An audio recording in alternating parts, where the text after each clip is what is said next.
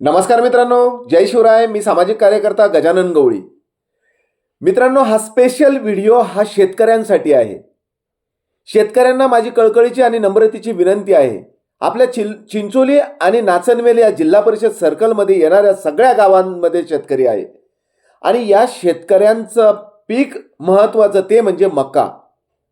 आणि या मक्याचा सरकारनं भाव बांधलेला आहे 2400 आणि आता खाजगी व्यापारी खरेदी करत आहे 1500, 1400, 1300 अशा पद्धतीने खाजगी व्यापारी शेतकऱ्याकडून मका खरेदी करत आहे. तर मित्रांनो, शेतकऱ्यांना मला विनंती करायची आहे, तुम्ही इतक्या कमी भावामध्ये का मका विकत आहे? ठीक आहे, तुम्हाला अडचण जरी असेल, पैशाची अडचण असू शकते, मग काही दिवस तुम्ही वेळ काढा ना. काय अडचण आहे तुम्हाला? नक्कीच शासनाने भाव बांधून दिलेले आहे 2400.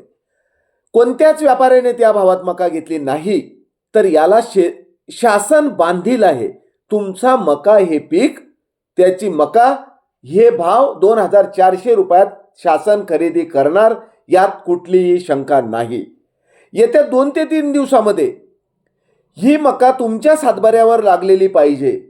सातबाऱ्यावर पीक पेरा मका ही लागलेली पाहिजे. हेक्टरी 27 क्विंटल तुमची मका शासन खरेदी करणार आहे 2400 प्रमाणे. आणि त्याचे पेमेंट हे 11 दिवसात तुम्हाला परत मिळणार आहे. कोणाच्याही मागं फिरायची गरज नाही. आणि मकाचं मावचेर हे 13 किंवा 14चं पाहिजे.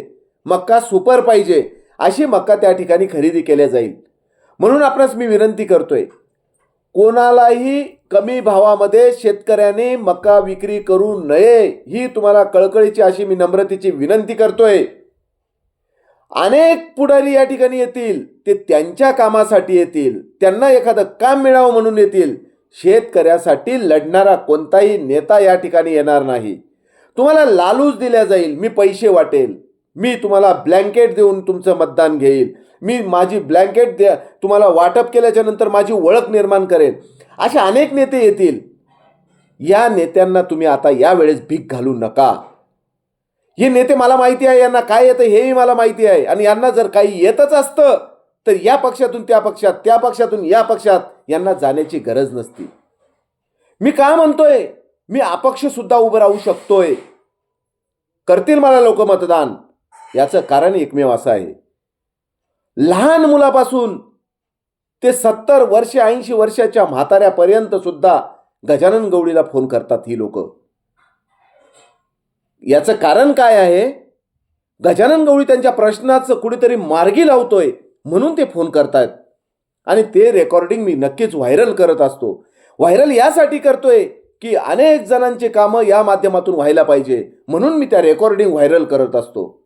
काहीचा मुद्दा असेल, गजानन गवळी हे मतदानासाठी करत असेल, अहो त्या वेड्यांना मला सांगायचं आहे, विरोधकांना मला सांगायचं आहे, मी हे मतदानासाठी नाही करत.